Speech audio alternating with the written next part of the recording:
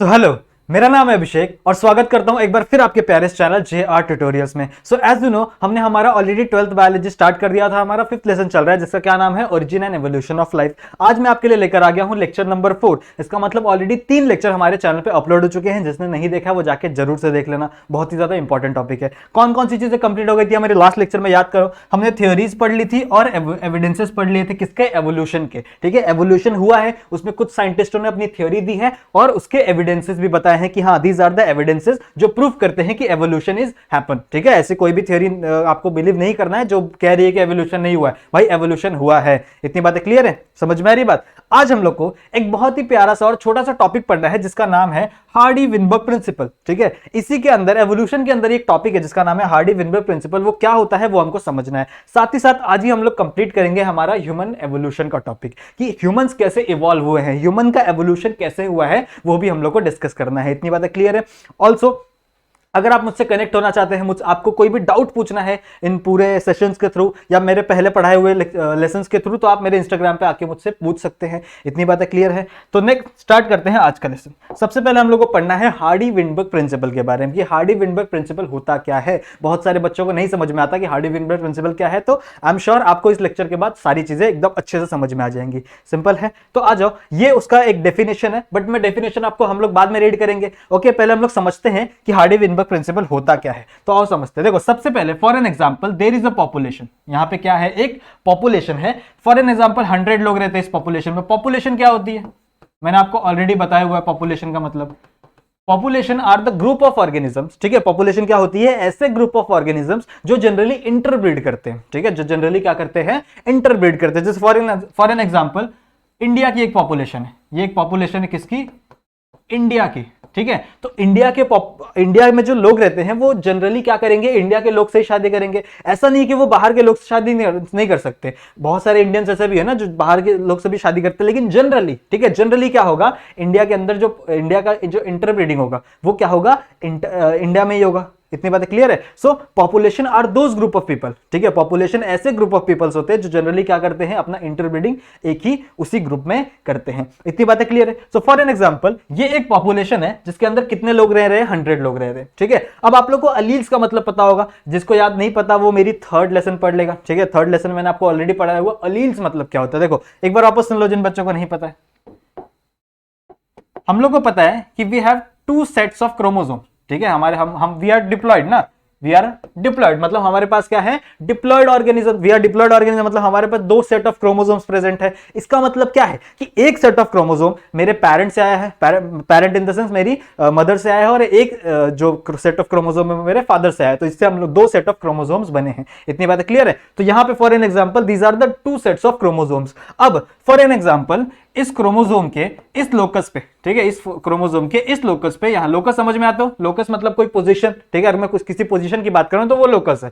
तो for an example कि इस लोकस पे, ठीक है, इस लोकस पे यहां पे कोई जीन प्रेजेंट है जो आगे चल के फॉर एन एग्जांपल मेरे बालों का कलर डिसाइड करेगा। ठीक है, क्या करेगा, मेरे बालों का कलर डिसाइड करेगा। तो मेरे 2 टाइप के बाल हो सकते हैं, या तो ये ग्रे हो सकते हैं, ठीक है, हल्के से ग्रे टाइप के हो सकते हैं, या तो ये ब्लैक हो सकते हैं।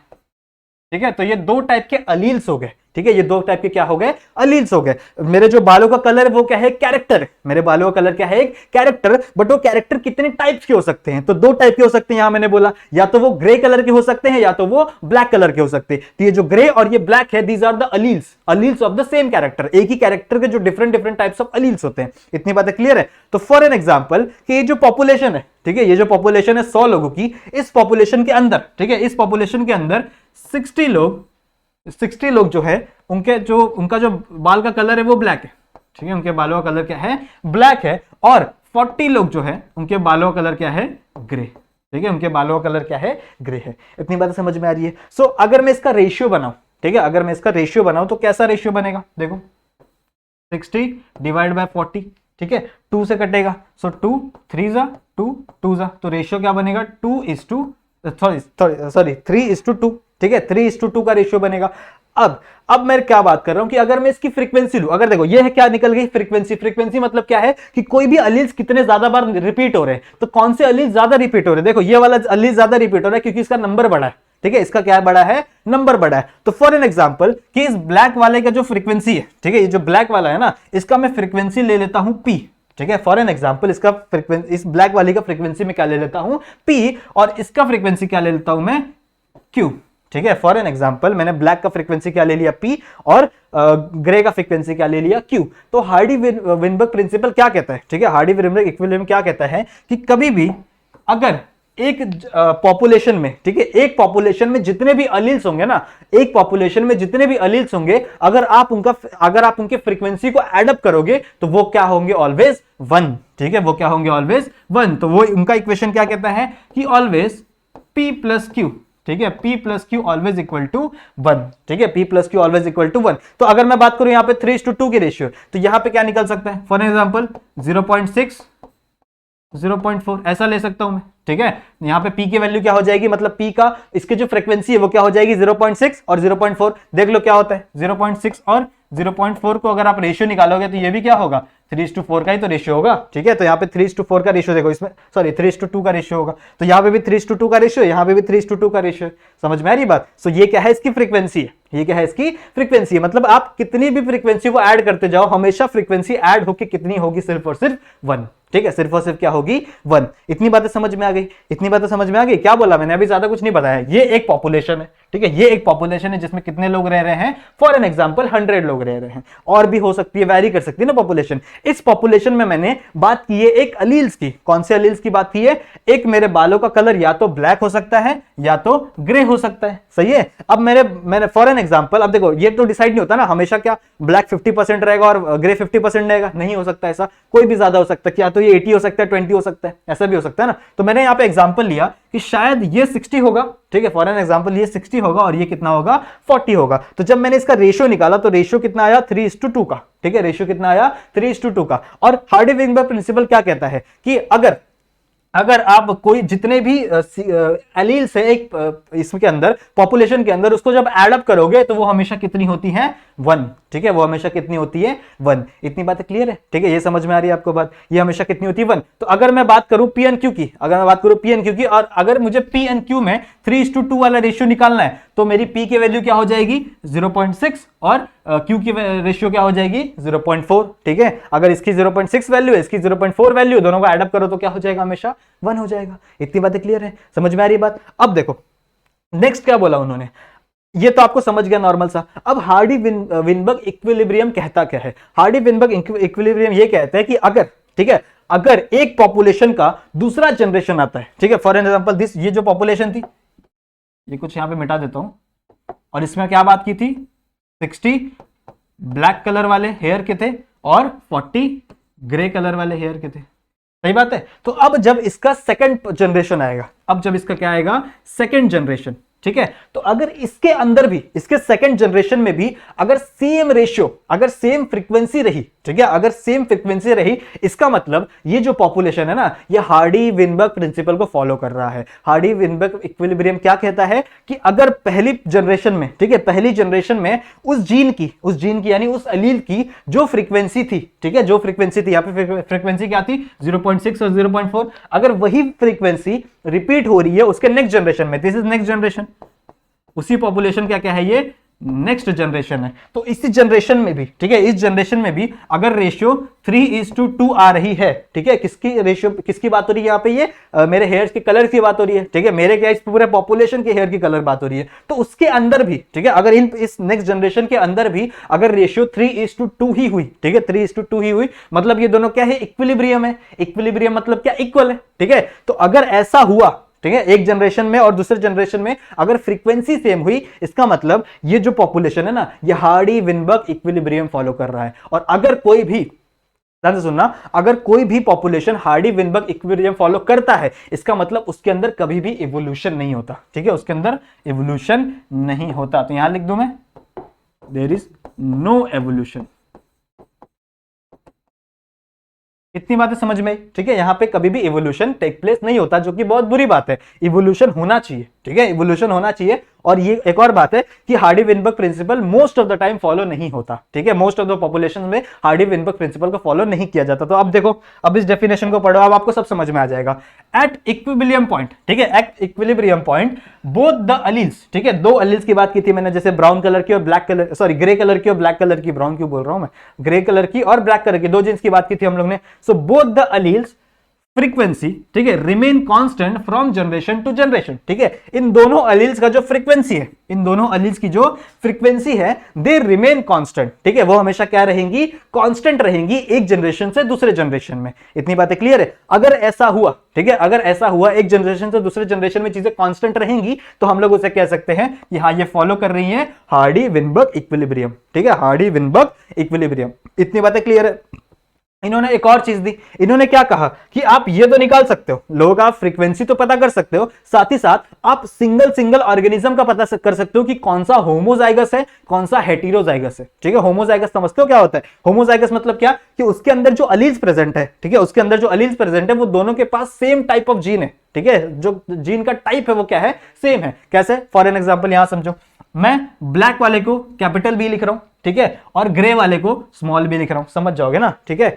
यहां पे देखो, अगर जो ब्लैक वाला है इसे मैंने कैपिटल बी लिखा और ग्रे वाले को मैंने क्या लिखा, स्मॉल बी, तो ये होमोजाइगस कंडीशन है। अगर किसी भी ऑर्गेनिज्म के अंदर ये दोनों टाइप के क्रोमोसोम एक ही साथ आ गए, जैसे एक मेरे अंदर ये वाला जो आ गया, ये ब्लैक कलर का आ गया, ये आ गया ग्रे कलर का, तो ये जो ऑर्गेनिज्म होगा ये क्या होगा, होमोजाइगस होगा, सॉरी हेटेरोजाइगस होगा। हेटेरोजाइगस मतलब क्या, कि इसके पास दो डिफरेंट डिफरेंट टाइप के जीन्स प्रेजेंट है। वहीं अगर इसके पास ये भी ब्लैक होता है, ये भी ब्लैक होता, तो ये क्या होता, होमोजाइगस होता। वहीं इसके पास अगर ये भी ग्रे होता, ये भी ग्रे होता, तो ये भी क्या होता, होमोजाइगस होता। इतनी बातें क्लियर है? तो आप आगे चल के इससे ये भी फाइंड कर सकते हो कि कौन सा होमोजाइगस है और कौन सा हेटेरोजाइगस है। कैसे? देखो, इन्होंने क्या बोला कि आप बस इस वैल्यू को स्क्वायर कर दो, ठीक है, इस वैल्यू क्या कर दो, स्क्वायर कर दो। तो आपने बचपन में फॉर्मूला पढ़ा होगा, ध्यान से सुनो, अगर आप इसको स्क्वायर कर दोगे तो p प्लस क्यू, ये स्क्वायर हो जाएगा और 1 का भी स्क्वायर हो जाएगा। तो 1 का स्क्वायर हमेशा क्या रहता है, 1 ही रहता है ना, 1 का स्क्वायर 1 ही होता है। लेकिन अगर आप इसको स्क्वायर कर दो, तो आप लोग ने बचपन में फॉर्मूला पढ़ा होगा ना, a plus b the whole square, क्या आंसर आता है इसका, p स्क्वायर प्लस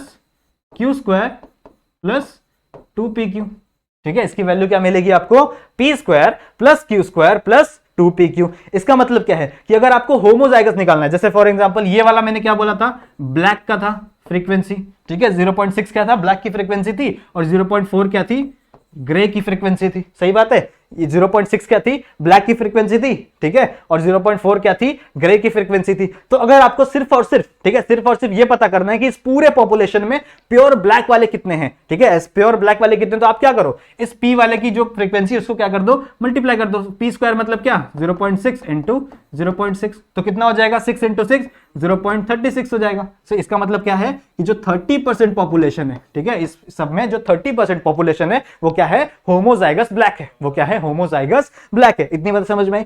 अब फॉर एन एग्जांपल मुझे ग्रे का निकालना है, तो यहां पे क्या हो जाएगा, Q इंटू क्यू हो जाएगा,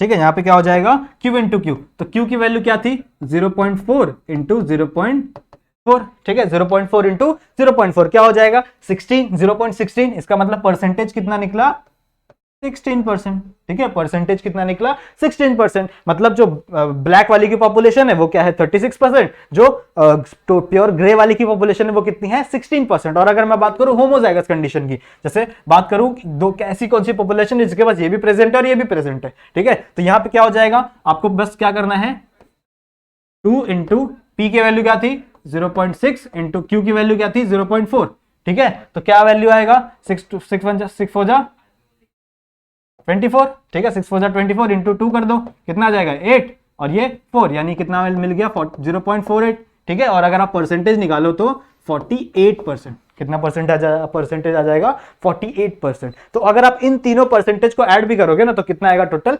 100%। समझ में आ रही बात? मतलब इस पूरे पॉपुलेशन में, ठीक है, इस पूरे पॉपुलेशन में 36% की जो जनता है वो क्या है, प्योर ब्लैक है, ठीक है, उनके जो जीन्स हैं, उनके जो हेयर वाले जीन्स है वो क्या है, प्योर ब्लैक है, मतलब दोनों ब्लैक वाले जीन्स प्रेजेंट है, दोनों सेम एलील्स प्रेजेंट है। अगर मैं बात करूं 16% जनता की, तो दोनों के पास क्या है, ग्रे कलर के जीन्स प्रेजेंट है, सही है, ग्रे वाले जीन्स प्रेजेंट है। और मैं बात करूं होमोजाइगस हेटेरोजाइगस की, हेटेरोजाइगस मतलब क्या, कि एक जीन इसके पास ब्लैक कलर वाला होगा और एक जीन इसके पास क्या होगा, ग्रे कलर वाला होगा। ऐसी जनता कितनी है, ऐसी जनता है टोटल 48%। समझ में आया बात, ठीक है, इतनी बातें आप लोगों को समझ में आ गई। यही है पूरा हार्डी विनबर्ग प्रिंसिपल, ठीक है। तो अगर हार्डी विनबर्ग प्रिंसिपल फॉलो होगा, ठीक है, हार्डी विनबर्ग प्रिंसिपल अगर फॉलो होगा तो एवोल्यूशन नहीं होगी, ठीक है, एवोल्यूशन नहीं होगी। इसका मतलब क्या है कि वहां की पॉपुलेशन को स्ट्रिक्ट रहना पड़ेगा उसी जगह पे, और वही क्या करेंगे यहाँ पे, अगली जनरेशन को जन्म दे सकते हैं। साथ ही साथ इनके अंदर रैंडम मेटिंग होगी हमेशा, इनके अंदर कैसी मीटिंग होगी, रैंडम मीटिंग होगी, ठीक है। इंसानों जैसा नखरे नहीं होंगे, इंसानों के अंदर नखरे होते हैं ना बहुत सारे, कि नहीं इससे नहीं इससे, ठीक है, हमारे पास चॉइसेस होती है बहुत सारी, इनके अंदर हमको नहीं करना। अगर आपको रैंडम मीटिंग करवानी है, अगर आपको हार्डी विनबर्ग इक्विलिब्रियम फॉलो करना है, तो आपको कभी भी नॉन रैंडम मीटिंग नहीं करनी पड़ेगी, आपको हमेशा क्या करना पड़ेगा, रैंडम मीटिंग। सो ज्यादातर नेचर में ये सारी चीजें पॉसिबल नहीं हो पाती, ठीक है, इसलिए एवोल्यूशन होता है। तो कौन कौन सी चीजें अफेक्ट करती है वो भी हम लोग को जानना पड़ेगा। हार्डी विनबर्ग प्रिंसिपल को कौन कौन सी चीजें अफेक्ट करती है वो भी सुन लो। तो factors affecting Hardy Weinberg principal, कौन कौन सी चीजें हैं जो अफेक्ट करती है हार्डी विनबर्ग प्रिंसिपल को। सबसे पहला है जीन माइग्रेशन। जीन माइग्रेशन मतलब क्या, कि अगर फॉर एन एग्जांपल समझो, इसको थोड़ा सा साइड कर देते हैं, ओके, नाउ बेटर। ये एक पॉपुलेशन है जिसमें 100 लोग रहते थे, ठीक है, एक पॉपुलेशन है जिसमें क्या रहते थे, 100 लोग रहते थे। अब कुछ लोग क्या किए कि भाई मुझे यहां पे काम नहीं मिल रहा है, अब वो लोग माइग्रेट कर गए दूसरी जगह पे, ठीक है, तो ये दूसरी पॉपुलेशन में माइग्रेट कर गए, दूसरी पॉपुलेशन में क्या कर गए, ये माइग्रेट कर गए। तो अब यहां की जो जीन्स थी, ठीक है, यहां की जो जीन थी वो हिल गई ना, मतलब यहां पे जो एक जनरेशन में जीन्स प्रेजेंट थी, क्या वो सेम जीन दूसरे जनरेशन में जा पाएगी, बिल्कुल नहीं जा पाएगी, क्योंकि यहां के कुछ जीन्स क्या हो गए हैं, माइग्रेट कर गए हैं दूसरी पॉपुलेशन में, ठीक है। ये यहाँ के जो फॉरेन नाम है इसका ए है, इस पॉपुलेशन का नाम ए है और इस पॉपुलेशन का नाम बी है, ठीक है। तो अब जब ए का नेक्स्ट जनरेशन आएगा, ए का क्या आएगा, नेक्स्ट जनरेशन आएगा, तो उसके अंदर सेम जीन नहीं रहेंगे जो बी ए के अंदर थे। इसका जो जनरेशन आएगा वो सेम जीन नहीं रहेगा, क्यों, क्योंकि ए के अंदर से कुछ जो जीन्स थे, ठीक है, कुछ जो लोग थे वो किसके अंदर आ चले गए, बी के अंदर माइग्रेट कर गए। इसी चीज को सिंपल जी क्या करते हैं हम लोग, जीन माइग्रेशन, ठीक है, जीन माइग्रेशन समझ में आ गया। जेनेटिक ड्रिफ्ट क्या होता है, जेनेटिक ड्रिफ्ट होता है एक सर्टन, एक अनएक्सपेक्टेड चेंज, ठीक है, एक unexpected change. For an example कि एक पॉपुलेशन थी जिसमें 100 लोग थे, ठीक है, एक ही एग्जांपल ले रहे हैं ना हम लोग, एक पॉपुलेशन इसके अंदर क्या है, 100 लोग थे। तो किसी भी एक कारण की वजह से इसके अंदर से कुछ लोग की डेथ हो गई, ठीक है, फॉर एग्जांपल बहुत ज्यादा फ्लड आ गया, बहुत ज्यादा ये हो गया, या फिर अर्थक्वेक आ गया, या फिर कोई बीमारी आ गई बहुत ही बेकार वाली, तो इसमें से करीब करीब 35 लोग की डेथ हो गई, 35 लोग की क्या हो गई, डेथ हो गई। बचे कितने लोग बताओ जरा, बचे कितने, 65 लोग बचे, ठीक है, बचे कितने, 65 लोग बचे। अब इन 65, पहले क्या थी, पूरी 100 लोग की पॉपुलेशन थी, अब ये 100 लोग की पॉपुलेशन, अब जैसे ही 35 लोग अगर मर गए, ठीक है, 35 लोग की डेथ हो गई, तो सेम जीन पॉसिबल नहीं है कि नेक्स्ट जनरेशन में फॉलो हो, ठीक है, सेम जीन अब पॉसिबल ही नहीं है ना, क्योंकि इसके पास जो पहले जीन थे, आधे जीन क्या हो चुके हैं, आधे जीन मतलब क्या, 35% की जो जीन है वो क्या हो चुकी है, डेथ हो चुकी है। मतलब इसमें से ये जो 65 वाले परसेंटेज जीन है वही क्या होंगे, दूसरे जनरेशन में जाएंगे। सो किसी भी पॉपुलेशन की जीन्स में एक सडन चेंज आना, ठीक है, किसी भी पॉपुलेशन के जीन में एक सडन चेंज आना, इसी को हम लोग क्या कहते हैं, जेनेटिक ड्रिफ्ट। इतनी बात समझ में, तो जीन माइग्रेशन समझ में आ गया, जेनेटिक ड्रिफ्ट समझ में आ गया आप लोग को। नेक्स्ट हम लोग बात करें म्यूटेशन की, तो म्यूटेशन के बारे में मैंने आपको ऑलरेडी पढ़ा रखा है कि अगर एक जीन है, फॉर एग्जाम्पल ये एक जीन की बात हम लोग कर रहे थे, इस जीन को हम लोग पढ़ रहे थे, तो अगर एक जीन ट्रांसफर हो रहा है एक जनरेशन से दूसरे जनरेशन में, ठीक है, अब मैंने क्या बोला कि ये वाला ब्लैक कलर का जीन है, ये वाला ग्रे कलर का जीन है, लेकिन जब ये ट्रांसफर हो रहा था तो फॉर एग्जाम्पल कि इसके अंदर कुछ म्यूटेशन आ गई, ठीक है, म्यूटेशन मैंने आपको ऑलरेडी लास्ट लेक्चर में पढ़ाया हुआ कि म्यूटेशन क्या होता है। Mutation is a sudden change, किसी भी न्यूक्लियोटाइड की सीक्वेंस में एक सडन सा चेंज आ गया तो वो क्या कर देगा, इस पूरे जीन का जो फॉर्मेशन है, प्रोटीन है, वो क्या हो जाएगा, डिफरेंट हो जाएगा। तो क्या पता ये ग्रे की जगह ब्राउन बनाने लगे, ठीक है, ब्राउन कलर बनाने लगे, तो अगली इसके बाद जो जनरेशन आएगी उनके बालों का कलर क्या हो जाएगा, ब्राउन हो जाएगा। तो सेम जीन फॉलो ही नहीं हुआ ना नेक्स्ट जनरेशन में, अगर सेम जीन फॉलो ही नहीं होगा तो हार्डी विनबर्ग प्रिंसिपल भी क्या होगा, फॉलो नहीं हो पाएगा, सही बात है। इसीलिए म्यूटेशन भी क्या है, एक ऐसा फैक्टर है जो अफेक्ट कर सकता है हार्डी विनबर्ग प्रिंसिपल को। इतनी बातें क्लियर है। फिर जेनेटिक रिकॉम्बिनेशन क्या होता है, हम लोग ने पढ़ा है मियोसिस के अंदर, जब मियोसिस के अंदर दो सेल अलग होने वाले होते हैं, ठीक है, दो सेल जब अलग होने वाले होते हैं तो वो क्या करते हैं, एक दूसरे के ऊपर क्रॉस करते हैं, जिसे हम लोग क्रॉसिंग ओवर या फिर जीन रिकॉम्बिनेशन भी कहते हैं। कुछ ऐसा सा होता है, ऐसा सा एक सेल होता है, वो क्या करेगा, दूसरे के ऊपर क्रॉस करना चाहेगा, ठीक है। तो यहाँ पे दूसरा सेल क्या करेगा, एक दूसरे के ऊपर क्रॉस करेगा। जैसे ही क्रॉसिंग ओवर होगी, ठीक है, जैसे ही क्रॉसिंग ओवर होगी, ये क्या हो जाएंगे, कुछ इसके, ठीक है, कुछ इस ब्लू वाले के जो जीन है वो किसके अंदर चले जाएंगे, इस ग्रीन वाले क्रोमोसोम में चले जाएंगे, और इस ग्रीन वाले क्रोमोसोम के जीन किसके अंदर आ जाएंगे, ब्लू वाले के अंदर आ जाएंगे। तो फॉर एग्जाम्पल कुछ जीन इसके अंदर आ गए और कुछ ब्लू वाले के जीन कहां चले गए, इसके पास चले गए। समझ में आ रही बात। तो अगर जीन का भी इंटरफ्यूटेशन हो गया, मतलब एक जीन यहां चला गया, एक जीन वहां चला गया, तो इसकी वजह से भी जीन के अंदर चेंजेस आ सकते हैं, और सेम जो ट्रेट था, ठीक है, सेम फ्रीक्वेंसी थी, वो फॉलो नहीं होगी, जिससे हार्डी वेनबर्ग प्रिंसिपल भी फॉलो नहीं होगा। तो समझ में आया। और जिसके अंदर सेक्सुअल रिप्रोडक्शन होता है, जो भी ऑर्गेनिज्म सेक्सुअल रिप्रोडक्शन करता है, वो मेनली जेनेटिक रिकॉम्बिनेशन भी करता है। इतनी बातें क्लियर है। और मैं बात करूं दूसरा नेचुरल सिलेक्शन। नेचुरल सिलेक्शन मैंने आपको ऑलरेडी पढ़ाया था लास्ट लेक्चर में, डार्विन्स ने बताया था नेचुरल सिलेक्शन के बारे में, कि नेचर सिलेक्ट करेगी कौन सी चीजें एक जनरेशन से दूसरे जनरेशन में जाएगी। अगर आपको नहीं पता तो लास्ट वाली वीडियो देख लेंगे, ठीक है। नेचुरल सिलेक्शन के बारे में एकदम डीपली मैंने समझाया था। थोड़ा ऊपर ऊपर से मैं अभी बता देता हूं क्या होता है नेचुरल सिलेक्शन। फॉर एग्जाम्पल कि यहाँ पे कुछ पॉपुलेशन है, अब उस पॉपुलेशन के अंदर वेरिएशन रहती है, ठीक है, हर पॉपुलेशन के अंदर वेरिएशन रहती है। सारे ऑर्गेनिज्म एक जैसे नहीं होते। जैसे आप इंसान की बात करो तो हाइट की वेरिएशन होती है, किसी इंसान की हाइट थोड़ी ज्यादा होती है, किसी के अंदर हाइट थोड़ी कम होती है, किसी की आंखों का कलर कुछ अलग होता है। तो किसी के अंदर अच्छी वेरिएशन होगी तो वो क्या करेगा, उसको ज्यादा चांस मिलेगा अपने जो जीन है ना वो उसको नेक्स्ट जनरेशन में डालने के, ठीक है, अपने जीन को नेक्स्ट जनरेशन में जाने के उसको ज्यादा चांस मिलेगा as compare to other variations, ठीक है, अदर ऑर्गेनिजम्स। समझ में आ रही बात। तो अगर एक जीन जो अच्छा जीन है वो दूसरी जनरेशन में जा रहा है और ये एक जीन दूसरी जनरेशन में नहीं जा पा रहा है, तो यहां पे नॉन रैंडम मीटिंग हो गई ना। लेकिन हमको क्या चाहिए, रैंडम मीटिंग चाहिए, जैसा मैंने अभी आप लोगों को बताया इसके लिए। तो ये हो गई नेचुरल सिलेक्शन। अगर नेचुरल सिलेक्शन भी आएगा तो हार्डी वेनबर्ग प्रिंसिपल को अफेक्ट होगा। साथ ही साथ दूसरा क्या है, नॉन रैंडम मीटिंग, ठीक है, दूसरा क्या है, नॉन रैंडम मीटिंग। कुछ यहाँ पे क्या लिख दिया है मैंने, समझ में आ रही है बात, ठीक है।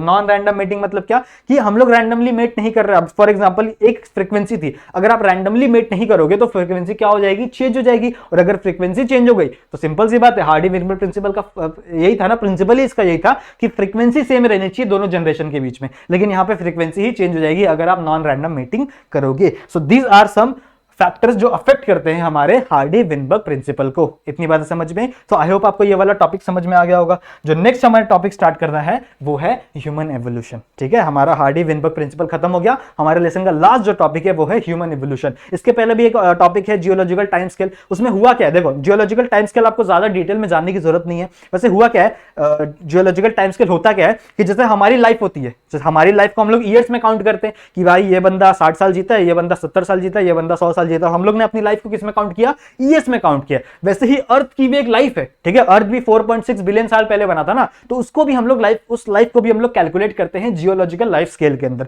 जियोलॉजिकल लाइफ स्केल क्या है, इसको हम लोग ने डिवाइड किया है कुछ एरा के अंदर, ठीक है, एरा के अंदर डिवाइड किया है। तो पहले सीलियोजोइक एरा था, फिर मिलियोजोइक एरा था, फिर पेलियोजोइक एरा था। ऐसे कुछ एराज में हम लोग ने उसको डिवाइड किया है। फिर जैसे हमारा जो ये होता है ईयर होता है, वो ईयर आगे चल के डिवाइड होता है मंथ्स में, वैसे ही वो भी एरा भी आगे चल के डिवाइड होता है पीरियड्स में डिवाइड होता है। तो कुछ ऐसे पीरियड्स में वो भी डिवाइड हुआ है। ज्यादा कुछ आपको इसमें डिटेल में क्वेश्चन नहीं आएगा जियोलॉजिकल टाइम स्केल में, बस इतना ही आपको पता होना जरूरी है। इतनी बातें क्लियर है। अब हम लोग अपने नेक्स्ट टॉपिक पे आते हैं जिसका नाम है ह्यूमन इवोल्यूशन, ठीक है। अब तो हम लोग बात करते हैं इवोल्यूशन की, ऑल ओवर द स्पीशीज की बात कर रहे थे ना, कि एक ऑर्गेनिज्म से मिलकर इतने सारे स्पीशीज बन गए। लेकिन आज हम लोग इस टॉपिक में हम लोग सिर्फ और सिर्फ बात करेंगे इंसानों के बारे में, कि वी ह्यूमंस, हम लोग ने कैसे इवॉल्व किया, हाउ वी इवॉल्व, ठीक है। तो देखो यहाँ पे एक जनरल सी एक पिक्चर है जिसमें हम दिखाया जा रहा है कि पहले हम लोग थोड़े से एप की तरह दिखते थे, एप लाइक क्रिएचर थे। फिर इससे हम लोग धीरे धीरे धीरे आगे चल के एक ह्यूमन की तरह फॉर्म हुए हैं, डेवलप हुए हैं। इतनी बातें क्लियर है। तो आओ कुछ आपको चीजें बता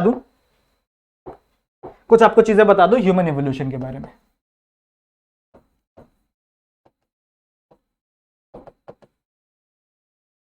तो ह्यूमन एवोल्यूशन का जो लास्ट, ठीक है, जो सबसे जो पहला वाला हमारे पास जो सबूत है, उसका नाम है, उस बंदे का नाम है ड्रायोपिथिकस। उस बंदे का नाम क्या है, ड्रायोपिथिकस। मतलब सबसे पहले हमको कौन मिला था, ड्रायोपिथिकस ही मिला था। इससे पहले हमारे पास कोई भी प्रूफ अवेलेबल नहीं है एप्स का या फिर ह्यूमंस का। तो सबसे पुराना प्रूफ क्या है हमारे पास, ड्रायोपिथिकस। ड्रायोपिथिकस बहुत ही ज्यादा एप लाइक क्रिएचर था। ये बहुत ही ज्यादा बंदरों की तरह दिखता था, इंसानों की तरह तो बिल्कुल भी नहीं दिखता था। अब इस ड्रायोपिथिकस से आगे चल के 2 स्पीशीज फॉर्म हुई, ठीक है। इस ड्रायोपिथिकस से आगे चल के कितनी स्पीशीज फॉर्म हुई, 2 स्पीशीज फॉर्म हुई। थोड़ा इसको ऊपर लिख दे, ठीक है। तो इससे आगे चल के कितनी स्पीशीज बनी, 2 स्पीशीज बनी।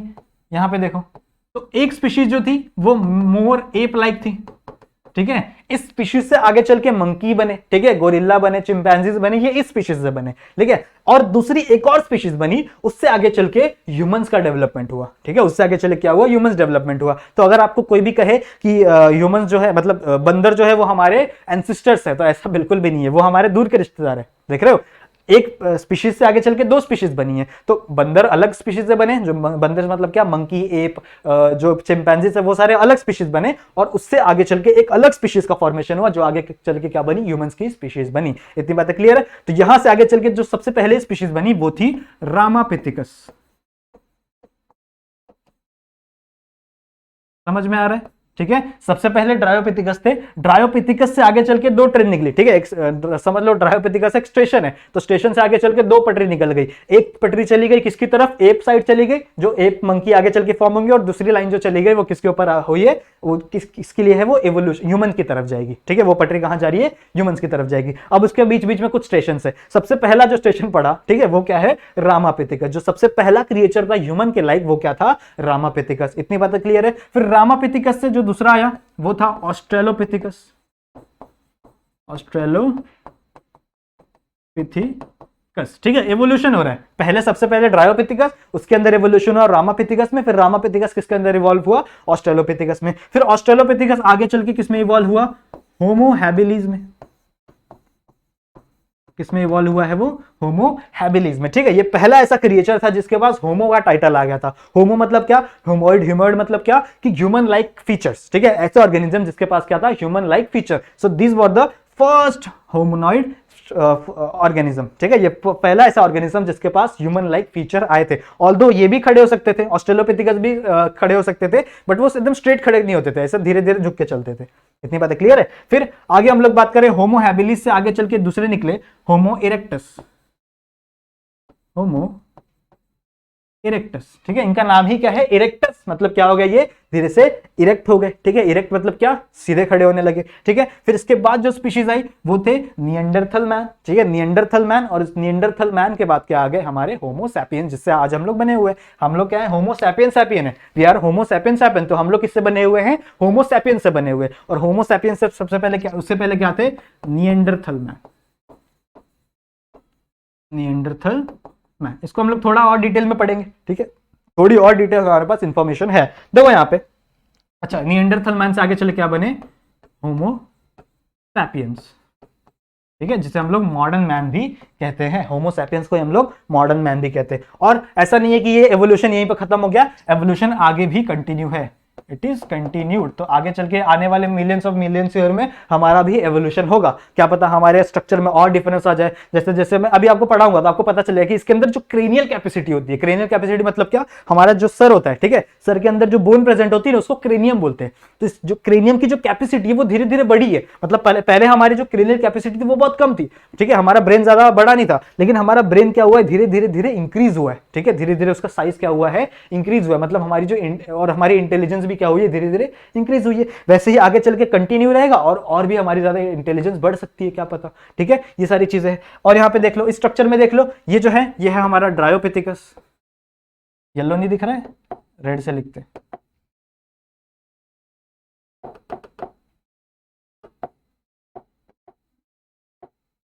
इज ड्रायोपिथिकस, दिख रहा है ये ज्यादातर किसकी तरह दिखता है, ये दिखता है एप की तरह, ज्यादातर बंदरों की तरह दिख रहा है ये बंदा, देख रहे हो आप, इंसानों की तरह नहीं दिख रहा है। फिर इससे आगे चल के आया हमारा Ramapithecus, it is Ramapithecus. Actual में ये रामापिथिकस नहीं है, ये ऑस्ट्रेलोपिथिकस है। रामापिथिकस की ड्राइंग यहाँ पे नहीं दी हुई है, ठीक है, आपकी बुक में नहीं दी हुई है। एक्चुअल में जो रामापिथिकस था ना, वो भी एप लाइक ही था, और वो भी ऐसे झुक के ही चलता था। ये देखो, ये धीरे धीरे खड़ा हो गया, लेकिन रामापिथिकस ऐसा नहीं कर पाता था। सो इट इज ऑस्ट्रेलोपिथिकस, ये ऑस्ट्रेलोपिथिकस है, ठीक है। फिर ऑस्ट्रेलोपिथिकस से कौन इवॉल्व हुआ है, ये हमारा भाई, ठीक है, ये इवॉल्व हुआ है, ये क्या है, Homo habilis, it is Homo habilis, ठीक है। होमो हैबिलिस से आगे चले क्या हुआ, होमो erectus,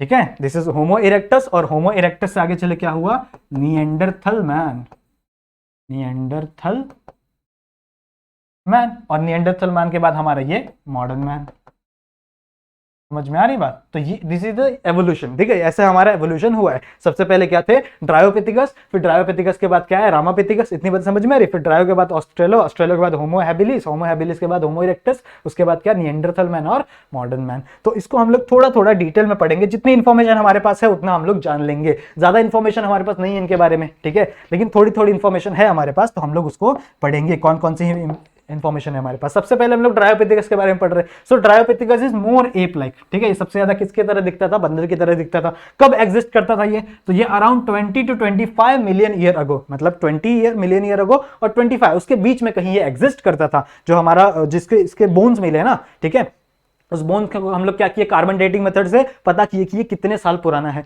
so it is around 20 to 25 million year ago. ये कहां रहता था? It is live in Africa. Africa में भी कौन सा? East Africa. आप लोग ने स्ट्रक्चर देखा होगा अफ्रीका का, ऐसा कुछ दिखता है ना अफ्रीका कॉन्टिनेंट। तो ये जो ईस्ट अफ्रीका, ये वाला पोर्शन, ठीक है, ये कहीं यहां मिले। और जितने भी ऑर्गेनिजम्स है, जितने भी ह्यूमंस है ना, वो भी जनरली इस वाले पोर्शन में ही हमको देखने के लिए मिले हैं। तो इसके बारे में हम लोग को ज्यादा इंफॉर्मेशन इसके पास नहीं है। हम लोग को इसका क्रेनियम नहीं मिला, ठीक है, इसका सर वाला पोर्शन नहीं मिला, जिससे हम लोग को पता चल पाया कि इसका क्रेनियम कैपेसिटी क्या था। तो जनरल से ज्यादा हमारे पास इसका इंफॉर्मेशन नहीं है। फिर इससे आगे चल के क्या बना हमारा रामापिथिकस, ठीक है। कौन बना हमारा? Ramapithecus. Ramapithecus is more man like, ठीक है, ये ज्यादा किसकी तरह दिखता था? मैन की तरह दिखता था। इट इज एनाबोरियल, ये भी एनाबोरियल है। एनाबोरियल मतलब क्या? जो पेड़ पे रहते हैं, जो ट्रीज पे रहते हैं, ठीक है, उसे हम लोग एनाबोरियल कहते हैं। तो ये भी पेड़ पे रहता था। ये कब हम लोग को देखने मिला? Around 12 to 14 million year ago, ठीक है, 12 से 14 मिलियन साल पहले हम लोग को ये देखने मिला था। और ये अभी भी 4 पैरों पे चलता था, ठीक है, अभी भी ये 4 पैरों पे, इसको खड़ा होने नहीं आता था।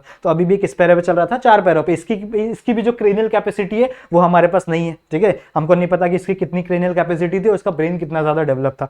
नेक्स्ट अगर हम लोग बात करें तो इसकी इंफॉर्मेशन हमारे पास थोड़ी ज्यादा है, जिसका क्या नाम है? ऑस्ट्रेलोपिथिकस। अब ऑस्ट्रेलोपिथिकस वो ज्यादा इंसानों की तरह दिख रहा है, ठीक है, थोड़ा ज्यादा इंसानों की तरह दिख रहा है। कहां रहता था ये भी ईस्ट अफ्रीका में रहता था। मोस्ट ऑफ द जितने ऑर्गेनिजम्स है ना, वो सारे ईस्ट अफ्रीका में ही डेवलप हुए हैं। Most of the human evolution पूरी कहां पे हुई है? ईस्ट अफ्रीकन कंटिनेंट में ही हुई है। कहां पे दिया है? कुछ कंट्री का नाम भी दिया है, जैसे इथोपिया और तंजानिया, 2 कंट्री का नाम दिया है, इथोपिया और तंजानिया। वहां पे हम लोग को ये मिलते थे। कब एग्जिस्ट करते थे? Around 1.4 to 4 million year ago, ठीक है, आज से 1.4 से 4 मिलियन ईयर अगो उस टाइम के बीच में हम लोग को ऑस्ट्रेलोपिथिकस देखने के लिए मिलते थे। फिर अगर हम लोग बात करें तो they are more human like creature, ठीक है, ह्यूमन की तरह ज्यादा दिखने वाले क्रिएचर थे। ऐसे क्रिएचर जो ज्यादा ह्यूमन की तरह दिखते हैं, इन्हें हम लोग क्या कहते हैं? ह्यूमनॉइड। क्या कहते हैं इसे हम लोग? ह्यूमनॉइड। इनकी जो क्रेनियल कैपेसिटी थी वो कितनी थी? Around 450 to 600 CC. सीसी का मतलब क्या है? Cranial capacity. क्या होता है मैंने अभी आप लोग को बता दिया। फिर they have the bipedal locomotion, ये बहुत ज्यादा इंपॉर्टेंट है। बायपेडल लोकोमोशन मतलब क्या? कि अब ये 2 पैरों पे चल पा रहे। पहले हम लोग क्या थे? 4 पैरों पे चल रहे। 4 पैर मतलब क्या? हमारे जितने भी ये थे पोर्ट्स थे हमारे, वो क्या थे? 4 पैर वाले थे, ठीक है, हम लोग ऐसे चलते थे रेंग रेंग के। लेकिन अब हम लोग क्या हुआ? ऐसे स्ट्रेट हो गए। अब स्ट्रेट होने की जरूरत क्यों पड़ी थी? आप लोग को पता है ऑस्ट्रेलोपिथिकस को स्ट्रेट होने की जरूरत क्यों पड़ी थी? क्योंकि ये ज्यादा करना ग्रास लैंड में रहता था। ग्रास लैंड मतलब क्या? कि बड़े बड़े ऐसे ग्रास रहते थे, यहाँ पे बड़े बड़े ऐसे ग्रास उगे रहते थे। तो इसको ऐसे उठ के देखना पड़ता था कि हाँ आसपास क्या कोई हमारे एनिमीज तो नहीं है, ठीक है, क्या पता कोई यहाँ पे जंगली जानवर आ जाए और वो मुझे अटैक कर दे। क्योंकि जंगली जानवर छोटे छोटे होते थे ना, वो दिखते नहीं थे, तो वो उठ उठ के ऐसे देखता था, जिसके वजह से ये क्या हो पाया? इरेक्ट हो पाया। और यहां से बायपेडल लोकोमोशन की शुरुआत हुई। इतनी बातें क्लियर है। फिर नेक्स्ट अगर हम लोग बात करें हमारा होमो हैबिलिस। अब ये पहला ऐसा बंदा था जिसको होमो का टाइटल मिला। होमो मतलब क्या? होमो मतलब जो इंसानों की जो स्पीशीज है ना, ठीक है, हमारी जो स्पीशीज है वी आर होमो, ठीक है, तो हमारी स्पीशीज को, तो हमारी स्पीशीज का जो सबसे पहला बंदा था उसका क्या नाम है? Homo habilis. का जीनस क्या है? हैबिलिस, ठीक है। इसी को टूल मेकर भी कहा जाता है और इसी को हैंडीमैन भी कहा जाता है, बिकॉज ये जो ऑर्गेनिज्म था इसने टूल बनाना स्टार्ट किया। टूल मतलब क्या होता है? जैसे कोई किसी चीज को मारने के लिए, शिकार करने के लिए। लेकिन ये जो बंदा था ना, ये शिकार करता नहीं था, ठीक है। इसकी एक चीज देखी गई है कि ये जो बंदा था ये नॉन वेजिटेरियन था। नॉन वेजिटेरियन मतलब क्या? कि ये भाई मीट नहीं खाता था, साधु संत जैसा इंसान था। सो ही डोंट, या फिर हम लोग लिखते थे he doesn't eat, he doesn't eat meat, ठीक है। मीट मतलब क्या? कि नॉन वेजिटेरियन नहीं था। अब हम लोग को कैसे पता चला कि भाई ये नॉन वेजिटेरियन है या नहीं वेजिटेरियन है? ठीक है, देखो हम लोग को नॉर्मली क्या था, इसका जो बोन मिला है ना, उसके अंदर हम लोग को कार्बन मिले, ठीक है, बोन से हम लोग कार्बन मिलते हैं। उस कार्बन को हम लोग एनालाइज कर सकते हैं कि भैया ये जो कार्बन बोन में एब्जॉर्ब हुआ है ना, ये किससे एब्जॉर्ब हुआ है? क्या ये फ्रूट से एब्जॉर्ब हुआ है, फ्रूट वाला कार्बन है, या फिर ये कौन सा कार्बन है? मीट वाला। तो ये जनरली क्या करता था? फ्रूट खाता था। ही एट ही एट फ्रूट्स। ठीक है, जनरली क्या खाते थे ये लोग? फ्रूट्स खाते थे। फिर भी ये लोग टूल्स बनाते थे अपने डिफेंड के लिए। ठीक है, अपने डिफेंड करने के लिए ये लोग क्या बनाते थे?